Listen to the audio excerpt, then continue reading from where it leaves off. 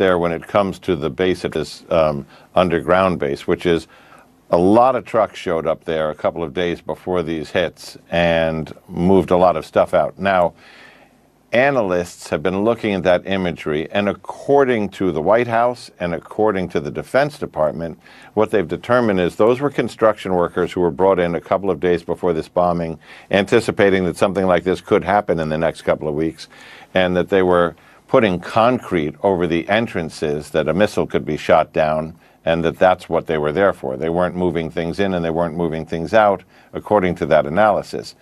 But again, for a proper intelligence assessment, you've got to widen the aperture to say, all right, well, does it make sense that all the highly enriched uranium in the possession of the country whose goal is completing this program would have been kept in one place? The IAEA, the inspectors from the International Atomic Energy Commission, basically said that they believe there were 3 covert locations to which they did not have access to inspect, where they wanted to know what was going on. So these are open questions, not up for debate, but from an intelligence standpoint, up for more study by the intelligence community.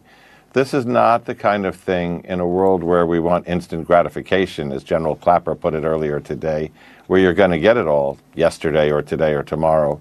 This is going to be weeks of assessment to figure out exactly how much damage was done to that program and exactly how long it would take if it could be put back together again. And the answer could sway to either end. It'll probably end up somewhere in the middle, but it's got to be worked through. And the soundbite war between Democrats and Republicans is not helping it. No, it's really difficult for the intelligence people, isn't it? Because they're always working in sort of grey areas and trying to build a picture. Terrible for morale. Yeah, in terms of, this is the latest line we've got from Israel, at least, from the defense minister, saying it was clear from the beginning that the strike would neutralize the surrounding infrastructure. It wouldn't eliminate the nuclear material itself, which obviously contradicts with what the president said.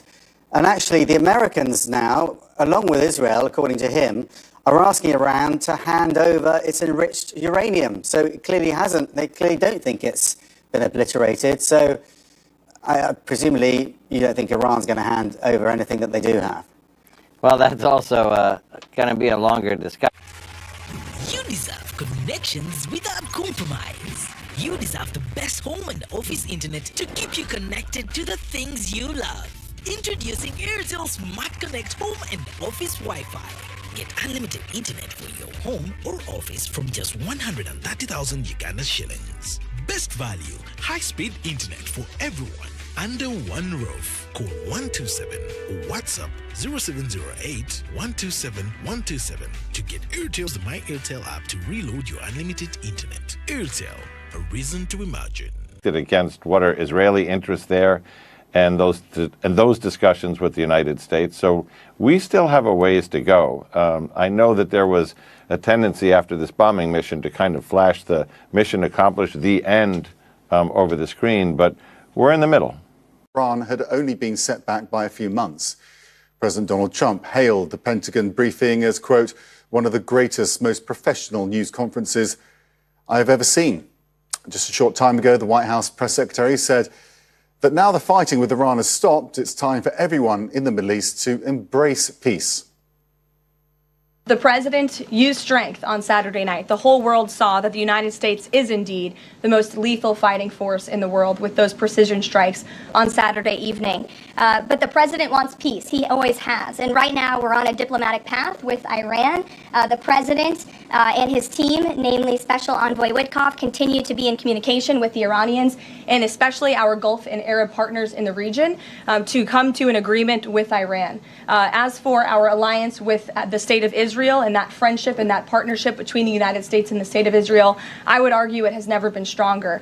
And we see a new era in which perhaps some of these Gulf and Arab states can sign on to the Abraham Accords. That was one of the president's most signature accomplishments in his first term, and he'd like to see more of those countries sign on in this second term. And so we look forward to sustaining a long and durable peace in the region, and the president wants to do that through a diplomatic solution. But as he proved on Saturday night, he's not afraid to use strength if we need to do it.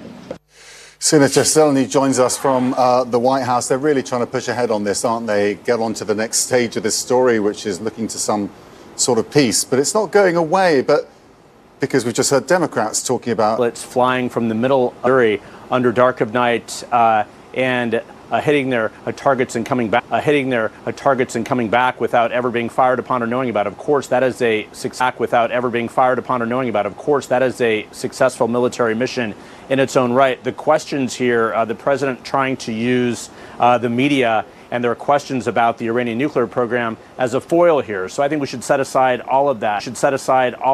The bottom line is that you wonder why the United States, why the government, why the president would not want to know about where the enriched uranium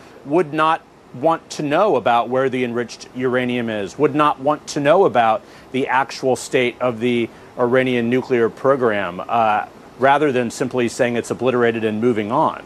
Because going forward here, that is a central question. But this administration clearly, the president is obviously so torn between his base that did not want any intervention in the Middle East at all. He wants to put a bow on this, move on to the next topic. But the history would suggest in the region it's not quite that simple. The rest of it is just sort of external chatter, I think, that we've come to see as just a regular feature of this administration. Okay, stand by if you would, Jeff, because we want to cross over to the Senate where Tim Warner's actually speaking. Too early. I mean, clearly total obliteration. Listen, I hope that is the final assessment. But if not, does that end up providing a false sense of comfort to the American community, how good they are? I hope that would be reflected more often by this administration, and not being willing to blow off or ignore the conclusions of the intelligence community. That is absolutely critical. We do that at our peril. But to get to the point where Iran does not have the military purposes, you're going to need diplomacy to work. You're going to need inspectors on the ground. It is clear, and again, this is long before this brief, that some of the enriched uranium was never going to be taken out by a bunker buster bomb. So some of that obviously remains in Iran. So we've got to get to that diplomacy point. We also need to get the full assessment of the level of damage done. And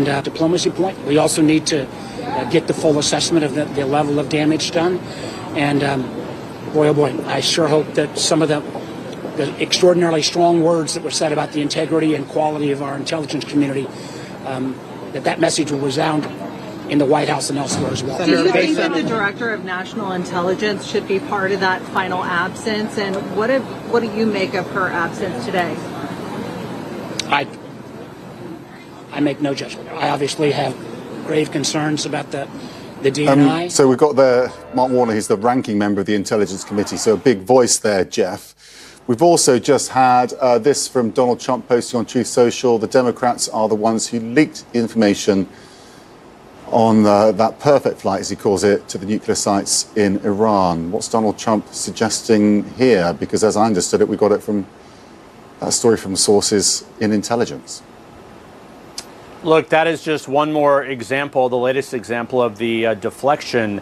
No one is talking about the flights. The question at hand is that Senator Warner was talking about, and many Republicans on Capitol Hill have also questioned, what is the state of the Iranian nuclear program? No one is talking about the flights, and it's unclear where the information came from. The president has repeatedly called for Democrats and Democratic members of Congress and others to be prosecuted.